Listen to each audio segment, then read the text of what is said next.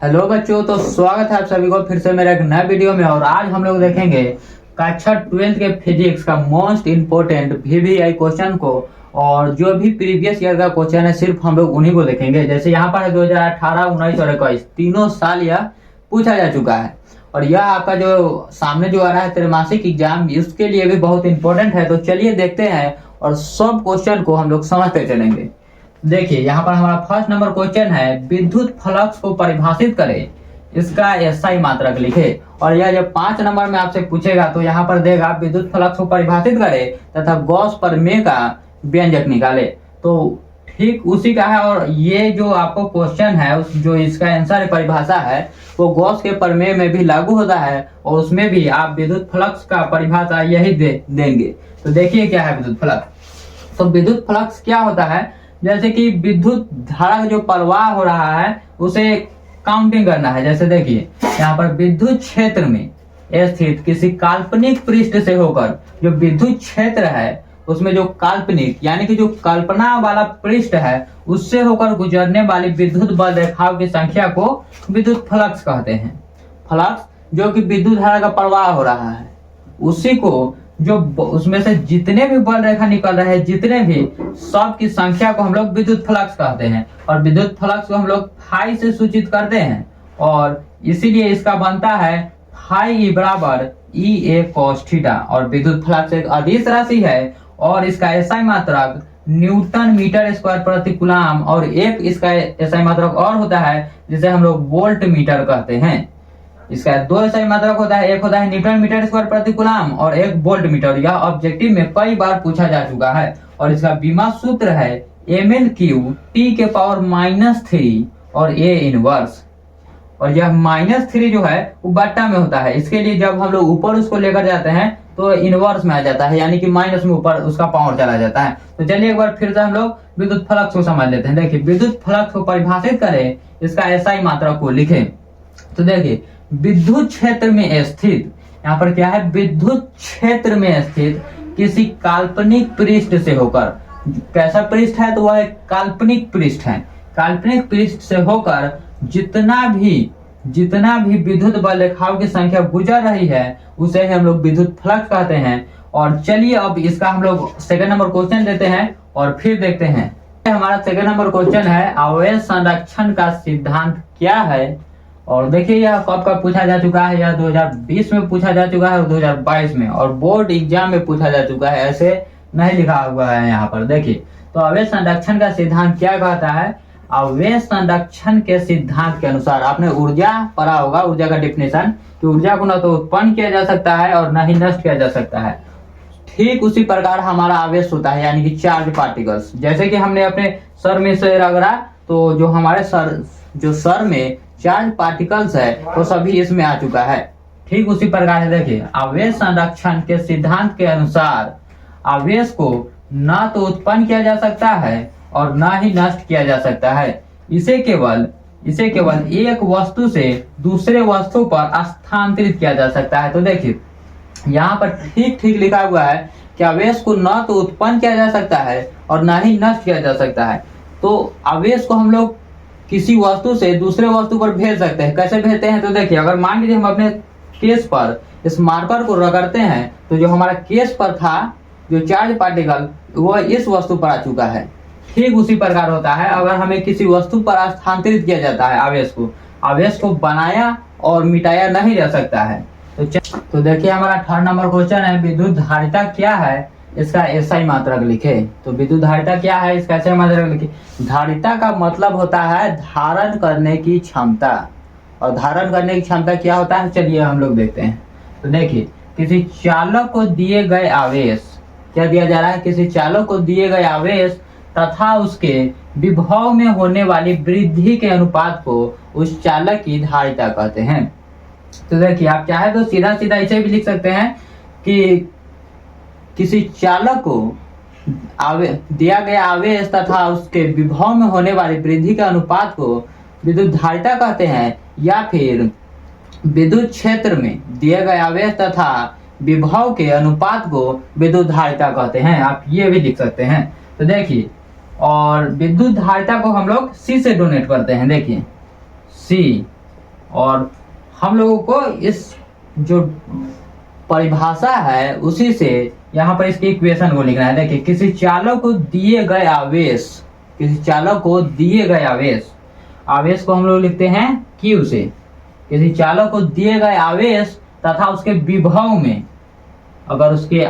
अगर किसी चालक को आवेश दिया जा रहा है तो उसके विभव में वृद्धि हो रहा है, और विभव को हम लोग लिखते हैं V से, यानी कि वोल्ट का साइन देते हैं हम लोग। यहाँ पर होता है C बराबर Q/V, और यही है जो विद्युत धारिता का इक्वेशन है। देखिए, C बराबर Q/V, और जो इसका SI मात्रक है, इसका SI मात्रक इसका SI मात्रक होता है। एक इसका SI मात्रक होता है फैराड विद्युत धारिता। तो देखिए यहाँ पर जो इसका SI मात्रक है, एक हो जाएगा कूलाम प्रति वोल्ट, कूलाम प्रति वोल्ट इसका SI मात्रक हो जाएगा, और एक SI मात्रक हो जाएगा इसका फैराड। एक फैराड बराबर होता है 1 कूलाम प्रति वोल्ट। इसीलिए हम लोग इसका SI मात्रक दोनों को लिख सकते हैं। आपके जो भी ऑब्जेक्टिव में आए, या कूलाम प्रति वोल्ट आए या फिर फैराड आए, आप दोनों को सही कर सकते हैं। तो चलिए एक बार डिफिनेशन को हम लोग दोहरा लेते हैं कि विद्युत धारिता क्या है।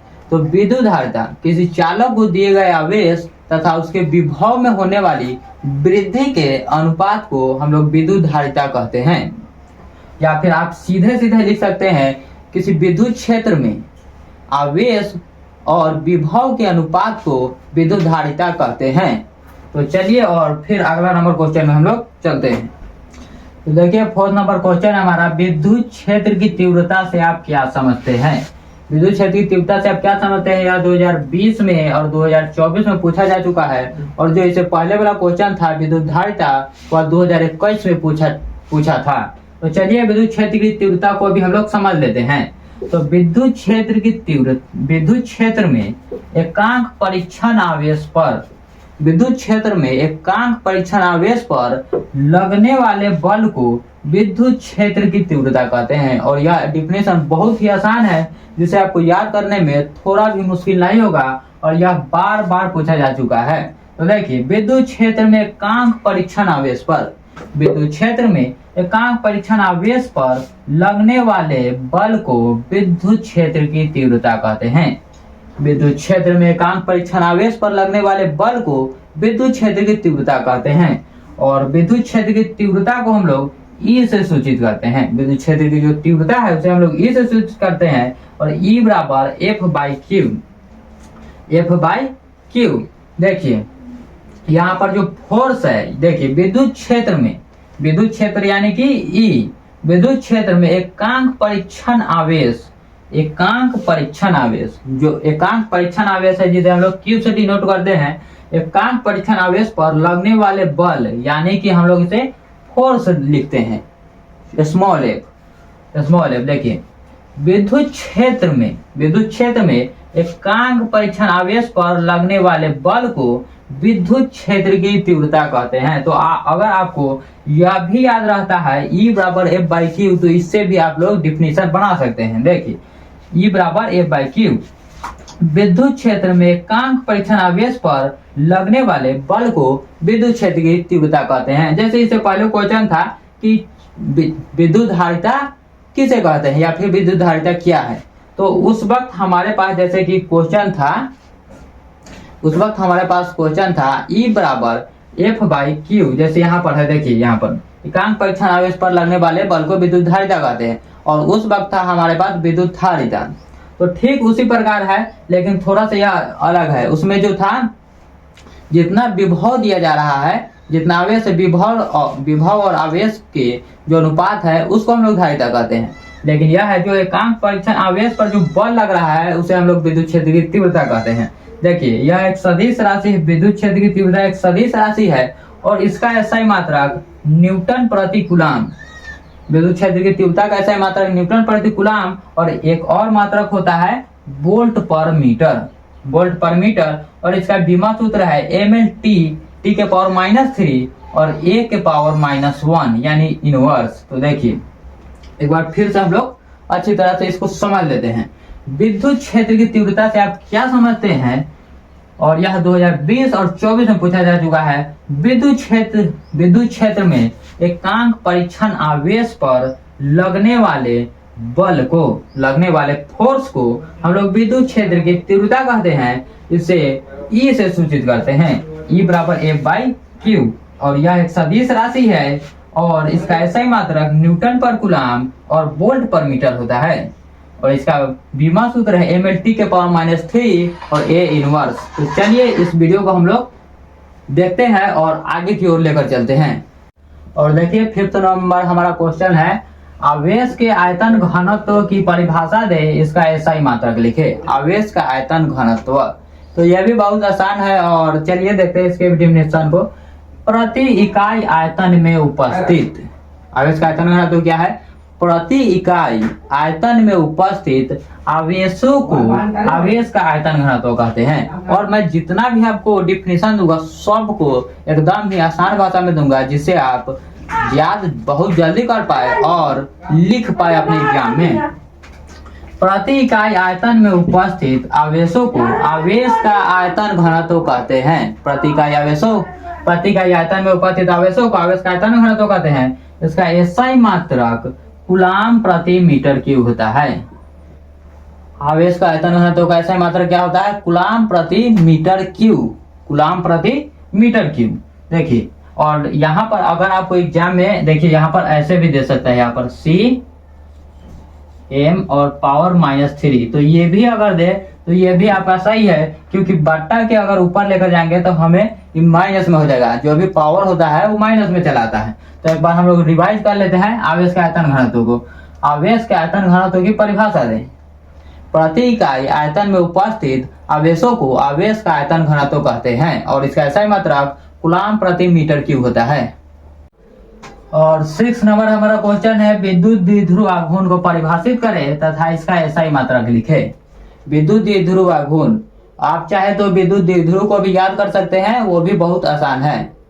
तो चलिए हम लोग अभी के लिए विद्युत द्विध्रुव आघूर्ण को देखते हैं और विद्युत द्विध्रुव आघूर्ण को ही हम लोग परिभाषित करते हैं। देखिए, विद्युत द्विध्रुव जो है, विद्युत द्विध्रुव के कोई एक आवेश एवं दोनों आवेश के बीच की दूरी के गुणनफल को विद्युत द्विध्रुव आघूर्ण कहते हैं। और चलिए आप चाहे तो मैं आपको विद्युत द्विध्रुव भी बता सकता हूँ। जैसे कि देखिए, विद्युत द्विध्रुव कोई दो आवेश है, एक पर होगा प्लस चार्ज और एक पर होगा माइनस चार्ज, एक पर प्लस चार्ज और एक पर माइनस चार्ज। तो जो ध्रुव होते हैं दोनों एक बहुत नजदीक होते हैं, उसी को हम लोग विद्युत द्विध्रुव कहते हैं। लेकिन यह है विद्युत द्विध्रुव आघूर्ण। और विद्युत द्विध्रुव आघूर्ण क्या है? विद्युत द्विध्रुव के कोई एक आवेश एवं दोनों आवेशों के बीच के दूरी के गुणनफल को हम लोग विद्युत द्विध्रुव आघूर्ण कहते हैं। देखिए, विद्युत द्विध्रुव के कोई एक आवेश यानी Q को आवेश को हम लोग Q से डिनोट करते हैं, और एवं दोनों आवेशों के बीच के दूरी को, जो इसके बीच की दूरी है, दोनों आवेशों के बीच की दूरी यानी कि 2L, दोनों आवेशों के बीच की दूरी को हम लोग विद्युत द्विध्रुव आघूर्ण कहते हैं। एक बार फिर से हम लोग देख लेते हैं, विद्युत द्विध्रुव के कोई एक आवेश एवं दोनों आवेशों के बीच के दूरी के गुणनफल को विद्युत द्विध्रुव आघूर्ण कहते हैं। इसका एसआई मात्रक एक कूलाम मीटर होता है और इसका एक और एसआई मात्रक होता है जिसे हम लोग डेबाई कहते हैं, डेबाई। और यह कई बार ऑब्जेक्टिव में पूछा जा चुका है। पूछता ऐसे है कि डेबाई किसका मात्रक है? तो डेबाई एक विद्युत द्विध्रुव आघूर्ण का मात्रक है। या फिर आपसे ऐसे पूछ सकता है कि विद्युत द्विध्रुव आघूर्ण का एसआई मात्रक क्या है? तो अगर यहाँ पर दोनों अगर आपको दे कि ए नंबर अगर आपको ऑप्शन दे दे कि कूलाम मीटर, बी दे दे डेबाई, और सी अगर आपको देता है इनमें से दोनों, तो इनमें से दोनों हो जाएगा। और देखिए, जो विद्युत द्विध्रुव आघूर्ण है हमारा, यह ऋण आवेश से होकर धन आवेश की ओर गमन करता है। जो विद्युत द्विध्रुव आघूर्ण है वह ठीक उल्टा उसका काम करता है। जो विद्युत आवेश काम करता है उसका ठीक उसे, यह ऋण आवेश से होकर धन आवेश की ओर जाता है, ऋण ध्रुव से धन ध्रुव की ओर। और जो इसका बीमा है, इसका बीमा सूत्र हो जाएगा हमारा LTA। इसका बीमा सूत्र भी बहुत आसान है, LTA। इसका बीमा सूत्र हमारा हो जाएगा LTA। और एक बार फिर देख लेते हैं विद्युत द्विध्रुव को परिभाषित करें। अगर आप चाहे तो इसको ऐसे भी लिख सकते हैं कि विद्युत द्विध्रुव का एक परिमाण का आवेश तथा दोनों आवेशों के गुणनफल को विद्युत द्विध्रुव आघूर्ण कहते हैं। या फिर आप चाहे तो ऐसे भी लिख सकते हैं कि विद्युत द्विध्रुव के कोई एक आवेश एवं दोनों आवेशों के बीच के दूरी के गुणनफल को विद्युत द्विध्रुव आघूर्ण कहते हैं। और हमारा 7वां नंबर क्वेश्चन है, आवेश के दो मूल गुणों को लिखे। आवेश यानी कि चार्ज के हमें दो मूल गुणों को लिखना है, लेकिन मैंने यहाँ पर तीन लिखा है ताकि अगर आपसे तीन भी पूछे तो आप एकदम आसानी से लिख पाए, और यह बहुत ही आसान है। तो हमको लिखना किस प्रकार से है, देखिए पहले तो जो भी अगर हम लोगों को 2, 3, 4 जितना भी जैसा भी क्वेश्चन हो, अगर उसमें दे कि 2 लिखो या फिर 3 लिखो या फिर 4, तो पहले हमको लिख देना है आवेश के, या फिर यहाँ पर कुछ भी चीज हो सकता है अगर दूसरा क्वेश्चन आपको मिल रहा है तो। आवेश के दो मूल गुण निम्नलिखित है, यह आपको जो निम्नलिखित है, यह जितने भी ऐसे क्वेश्चन आएंगे सब में आपको लिखना है कि आवेश के दो मूल गुण निम्नलिखित है। फर्स्ट नंबर है हमारा, आवेश योगात्मक होते हैं।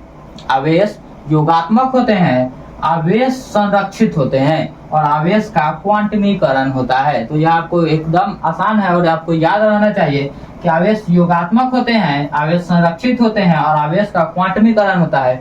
और आपको इससे मैं आपको ये भी याद करा दूं कि जो आवेश संरक्षण का सिद्धांत होता है उसमें आवेश को न तो हम उत्पन्न कर सकते हैं और न ही नष्ट कर सकते हैं, केवल एक वस्तु से दूसरे वस्तु में स्थानांतरित कर सकते हैं। तो इस क्वेश्चन से आपको वो भी क्वेश्चन याद आ गया होगा। और चलिए फिर हम लोग 8वां नंबर क्वेश्चन में चलते हैं। और यह 8वां नंबर क्वेश्चन है हमारा, कूलाम के नियम की सीमाएं। कूलाम के नियम की सीमाएं को लिखना है हमें, जो कि 2010 में पूछा जा चुका है। कूलाम के नियम की सीमाएं, और 2010 में नहीं कई बार पूछा जा चुका है, लेकिन मैंने एक लिखा है ताकि लिखने में आसानी हो। देखिए इसको भी ठीक उसी प्रकार लिखना है, कूलाम के नियम की निम्न यानी कि निम्नलिखित सीमाएं हैं। कूलाम के नियम की निम्न सीमाएं हैं, और कौन कौन सी सीमाएं हैं, देखिए यह जो कूलाम का नियम है वो बहुत कम दूरी के लिए होता है, और यह बिंदु आवेश के लिए और स्थिर आवेशों के लिए होता है। तो चलिए देखते हैं। 1 नंबर हमारा सीमाएं है, यह नियम केवल बिंदु आवेशों के लिए सत्य है। यह जो पूरा कूलाम का नियम है यह केवल बिंदु आवेशों के लिए ही लागू होता है, उस पर ही सत्य होता है। और दूसरा है हमारा, यह नियम केवल स्थिर आवेशों के लिए सही है। जो गतिमान आवेश होते हैं, जो गतिमान आवेश, उसके लिए यह सत्य नहीं है, बल्कि केवल यह स्थिर आवेशों के लिए ही लागू होता है। और जो 3rd नंबर हमारा सीमाएं है, यह नियम 10 के पावर -14 मीटर से कम दूरी के लिए लागू नहीं होता है। यह जो है नियम 10 के पावर -14 मीटर, 10 के पावर -14 मीटर से कम की दूरी के लिए यह लागू नहीं होता है। और कूलाम की नियम की सीमाएं यही है। चलिए एक बार दोहरा लेते हैं हम लोग। कूलाम के नियम की निम्न सीमाएं हैं, यह नियम केवल बिंदु आवेशों के लिए सत्य होता है, यह नियम केवल स्थिर आवेशों के लिए सत्य होता है, और यह नियम केवल 10 के पावर -14 मीटर के से कम दूरी के लिए लागू नहीं होता है। तो चलिए और हम लोग 90 नंबर क्वेश्चन पर चलते हैं। और देखिए हमारा 90 नंबर क्वेश्चन है, संधारित्र की धारिता को प्रभावित करने वाले कारकों को लिखे। संधारित्र की धारिता को प्रभावित करने वाले कारकों को लिखे। तो देखिए हमको इसमें भी उसी प्रकार लिखना है कि संधारित्र की धारिता को, सब क्वेश्चन में से लिखना है। देखिए संधारित्र की धारिता को प्रभावित करने वाले कारक निम्नलिखित है। इतना तो हमको क्वेश्चन में से लिखना है। और देखते हैं कौन कौन से कारक है जो संधारित्र की धारिता को प्रभावित करता है। तो देखिए संधारित्र की धारिता किस पर प्रभावित होती है, तो प्लेटों का जो क्षेत्रफल है संधारित्र का, उस पर वो कारक है, उस पर संधारित्र प्रभावित होता है। और देखिए जो प्लेटों के क्षेत्रफल के बीच की दूरी है उस पर प्रभावित होता है, और प्लेटों के माध्यम पर। तो देखिए फिर से हम लोग समझते हैं, संधारित्र की धारिता को प्रभावित करने वाले कारकों को लिखे। तो संधारित्र की धारिता को प्रभावित करने वाले कारक निम्नलिखित है। और जो 1st नंबर है जो किस पर प्रभावित होता है, तो वह प्लेटों के क्षेत्रफल पर होता है, प्लेटों के बीच की दूरी पर होता है, और प्लेटों के माध्यम पर होता है। और यह भी क्वेश्चन कई बार पूछा जा चुका है, और इस बार भी आपको पूछने की संभावना है। और जो आपको जो त्रैमासिक परीक्षा आ रहा है उसमें भी हो सकता है कि यह क्वेश्चन हो, और नहीं तो ये जो 10 आपको क्वेश्चन मिल रहा है उसमें से कोई ना कोई आपके परीक्षा में आए। तो देखिए और चलिए हम लोग चलते हैं 10वें नंबर क्वेश्चन पर। और चलिए हमारा अंतिम नंबर क्वेश्चन है 10 नंबर, समांतर प्लेट संधारित्र में दूसरे प्लेट का क्या कार्य है। समांतर प्लेट संधारित्र में दूसरे प्लेट का क्या कार्य है, और यह 2015 में पूछा जा चुका है। तो जो समांतर प्लेट संधारित्र है उसमें दूसरा प्लेट, समांतर प्लेट संधारित्र में दूसरा जो प्लेट होता है वो अनावेशित होता है, उसमें आवेश नहीं होता है, चार्ज बिल्कुल भी नहीं होता है। समांतर प्लेट संधारित्र में दूसरा प्लेट अनावेशित रहता है, और इसको जब हम लोग पहले प्लेट के पास लाते हैं तो यह आवेशित हो जाता है। और जो उसके साथ देखिए यहाँ पर समांतर प्लेट संधारित्र में दूसरा प्लेट अनावेशित रहता है, और इसको हम लोग पहले प्लेट के नजदीक जब लाते हैं तो यह आवेशित हो जाता है, और दूसरे प्लेट पर अधिक आवेश संचित हो जाता है। एक पर देखिए विभव घट रहा है और दूसरे पर आवेश संचित हो रहा है। देखिए समांतर प्लेट संधारित्र में दूसरा प्लेट अनावेशित रहता है, और इसको जब जो दूसरा प्लेट है जब इसको पहले वाले प्लेट के पास लाते हैं तो यह आवेशित हो जाता है, जिससे पहले प्लेट का विभव घटता है। जो पहला वाला प्लेट था उसका विभव घट जाता है, और जो दूसरा वाला प्लेट है उस पर जो आवेश है वह संचित हो जाता है, उस पर आवेश जो है वो चला जाता है, पूरा आवेश। तो चलिए एक बार दोहरा लेते हैं और इस वीडियो को हम लोग यहीं पर एंड कर देंगे। देखिए समांतर प्लेट संधारित्र में दूसरा प्लेट अनावेशित रहता है, इसको पहले प्लेट के नजदीक लाने पर यह आवेशित हो जाता है, जिससे पहले प्लेट का विभव घटता है और दूसरे प्लेट पर अधिक आवेश संचित हो जाता है। तो चलिए इस वीडियो को यहीं पर हम लोग समाप्त कर देते हैं, और यह वीडियो आपको कैसा लगा आप कमेंट में जरूर लिखिएगा।